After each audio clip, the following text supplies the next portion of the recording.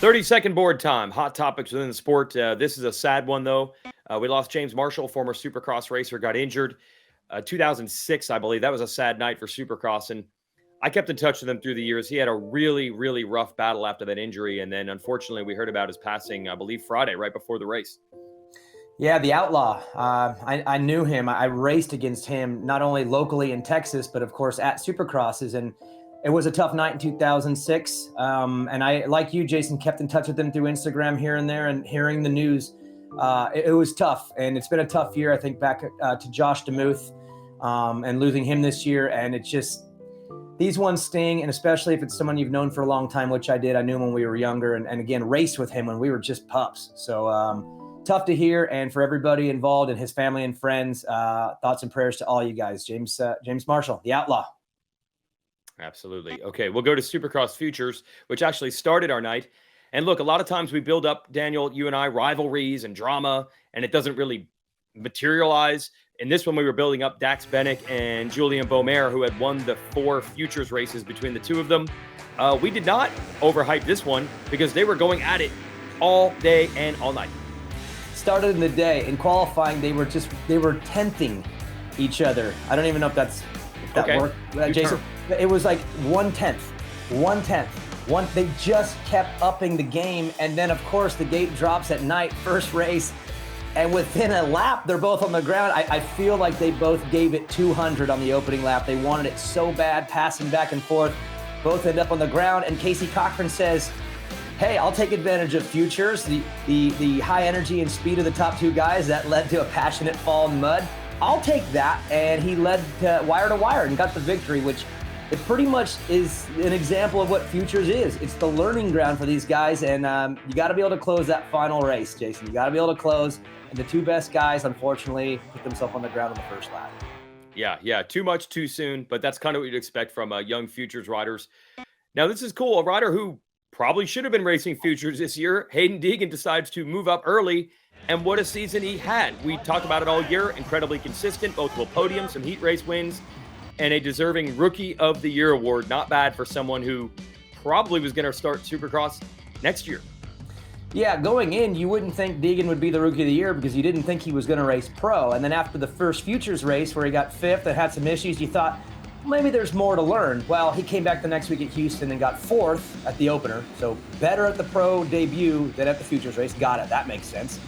And that led to an amazing season where he got that Rookie of the Year, along with Colt Nichols, who had some ups and downs, but did have a 4th and did have a 6th along the way. So when you see the names in the future and you look back and see Nichols and Deegan, it's going to make a lot of sense. But Jason, going into round 1 at Houston, I wouldn't have called this because I didn't think he was racing. But good call. I mean, really good call, right? I think it turned out okay for Hayden Deegan and the crew. Yeah, just a little bit.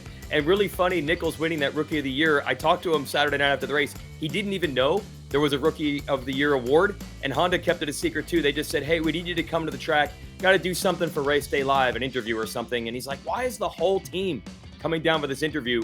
And it was so they could give him the Rookie of the Year award and celebrate with him. With all Honda had going on that day, to still make Nichols a big priority, I think, was really cool and says a lot about those guys. Now, another neat award, probably lesser known, is this Motivated program. This is actually started by Blake Wharton, former racer, great personality in the sport, working with Carol Brinkman, who is an elementary school teacher in the Salt Lake City area, to use Supercross and Motocross to teach geography and science and all that. And now a couple privateers have picked up the baton, and they're carrying that program forward. I love it too. As a privateer, you have an opportunity to be impactful in ways that maybe you can't do as a factory rider. Those guys have different types of schedules, but as a privateer, you do have a little bit more freedom. And whenever I hear these stories of a privateer giving back, doing something with kids or schools or anything like this, any kind of charitable work, I think it's awesome because it shows what our sport can be and who we are as a sport. And so for you privateers out there, if you have a chance to be involved and influence some young kids in getting on bikes or education through creative ways, Jason, which is what they do there, just do it. It's good for you. It's good for everybody. And it just really shows who we are. So shout out to John Short, Bubba Pauly, and everybody for keeping that going. I think that was awesome to get started. And it's good to see that it's still going strong. And more feel-good stories. So the Ryan Dungey Foundation, we all know that was the big part of bringing St. Jude into this sport and all the money we raised for that, which we'll get to in a moment. But Dungey has picked another charity as well, which is All Kids Bike, which gets Strider bikes to elementary schools and kindergartners so they can learn to ride on two wheels. And now they've integrated to the KTM Junior Supercross Challenge as a fundraiser. And in the press conference, we've got the big check handed over, I think 30 grand raised by the KTM kids. And Gunnar did a great job, 8 years old, in the press conference too. He was knocking on doors, he said. He was door to door. He said, let's go. And everyone responded, which was cool. And shout out to Ryan Dungey again. Look, if you want to grow the sport, you got to get more participation. I think that's where it starts. If we can get these kids on bikes, even little Striders, and then get them onto E5s, and then get them onto Cobra 50s and KTM 50s, and then eventually get them onto 250s, it just grows the sport all at that seed level. Get them on the wheels. And for Ryan to be able to introduce that, not only that, but grow it this year at multiple locations, including Salt Lake City, that's huge again for everybody. So shout out to Ryan, shout out to the foundation, of course, St. Jude, and everybody that's been involved in giving back. That's what we do, and I think we do it really well. Yeah, and that St. Jude auction just wrapped up Monday night after Salt Lake City. We'll get you a total in a future episode. They're still calculating the numbers right now. But the auction to get a lot of race-worn gear and plastic and graphics and other cool items based at the New Jersey Supercross, which is definitely a memorable one. If you want some plastic and jerseys that you won't forget the mud race, and we'll get you a total, but we've already raised over $1 million for St. Jude through Monster Energy Supercross. So again, the community doing great things. Let's not forget that we go from Supercross to motocross soon. Pro Motocross starts right up. Chase Sexton talked about preparing for that earlier on our show. I'm pumped on Dylan Ferrandis coming back. I think the haul that we have of losing a lot of stars with injury, do not forget the 2021 champ will be back along with many others.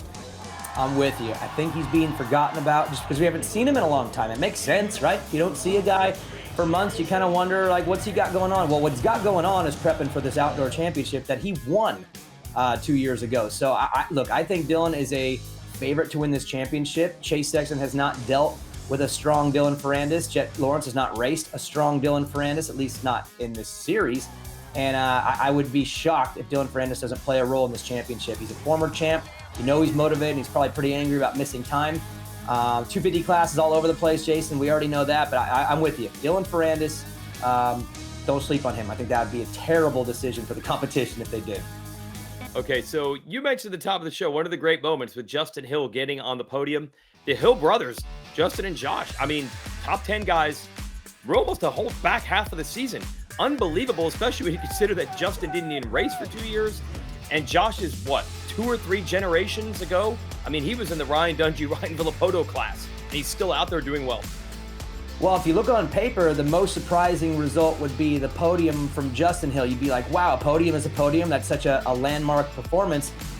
But you kind of remember back to him not that long ago being really, really good on a 450, even that crazy Tampa ride where he came out on the 450 and shocked everybody as a 250 guy. And he's a former 250 champion not that long ago, so I'm not as surprised. But Josh Hill just decided, yeah, I want to come back and I'm going to race 450, and by the end of the year, I'm just going to knock out top 10s left and right. I didn't see that coming. You're right. He's a couple generations removed, yet he looks amazing out there. So I'm happy for them individually, but mostly together as a family. Justin Hill mentioned in the press conference that his whole family was there. So if you just go big picture on the Hill family, I think it was an incredible season. And just think about the memories they were able to make together, topping it off with top 10, just knocking them down.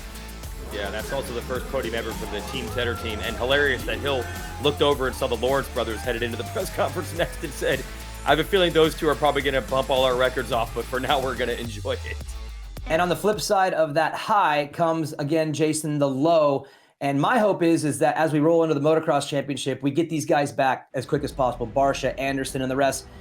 But wow, we had a couple weeks there where it just really unraveled. And then you have Ken Roczen even just, dabbing his leg in a corner.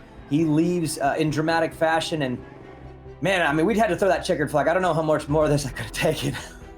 It's true. I mean, Roczen, it's very symbolic when he says, I've never had any injury, so I don't even know what it feels like or what I've done. And that really sums it up. So many of these injuries happened in such weird circumstances. The Tomac one probably being the best example. But Webb, we see guys wash front end in a corner thousands and thousands of times. The odds that someone was just in the wrong place at the wrong time, it seems real low. And by the way, remember seeing Cirillo went out in New Jersey for the same thing happening on the flip side, where Barcia just went sideways in front of him and he had nowhere to go. There were so many just odd and probably unpreventable, weird, bad timing moments. And the Roczen one was just another. But like you said, we hope, because there's playoffs, because riders want seeding, that we get some of them back sooner rather than later. I guess that's all we can hope for. Well, and then of course that leads to the opportunities that came for so many privateer riders. And you know, I know what it's like to be a privateer. I know what it's like to ride in a field where things start looking depleted, and you just got to take advantage of the opportunity that's given to you to have the best result of your career, or maybe the best of your season. I mean, Justin Starling, I'll just mention him because he's the one I remember seeing on screen in that last main event, just running in 7th, looking amazing. And you think he cares that the field's depleted? That's not his problem. It's not his fault. He had to race. So what did he do? He tried to beat everybody that he races against every week, but now gets a better finish for it. And the money pays off, the points pay off, especially when you're looking at the playoffs. A lot of privateers took advantage of that opportunity at the very end of the season, and they should be really happy with what they were able to do with that opportunity and knock out those good results. Yeah, Devin Simonson 9th, and Grant Harlan back-to-back top 10s. Good job by those guys. The check's still clear. The purse money is theirs. Yeah. The contingency money, the bonuses, so take it, boys. And it all leads us to Honda.